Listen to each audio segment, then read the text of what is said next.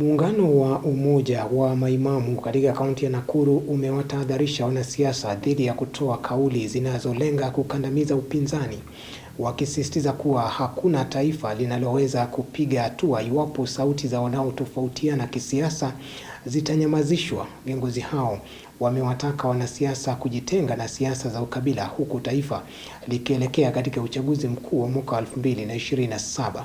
Aidha, wamekosoa tume ya NCIC kwa kutotekeleza wajibu wake ipasavyo wa kukabili matamshi ya chuki kutoka kwa wanasiasa.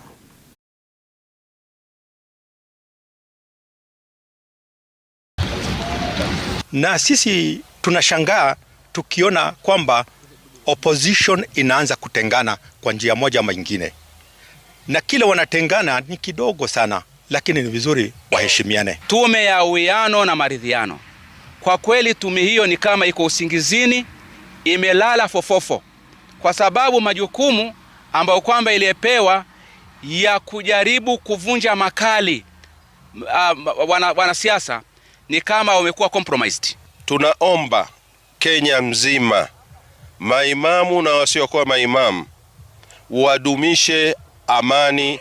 Amani ni kitu muhimu sana katika hii nchi yetu. Bado tunaishi kama wanabiashara wenye dini zao na amani. Kwa hivyo tunajiuliza ni nini hii ambaye inatuvuruga kichwa mpaka tunaumizana.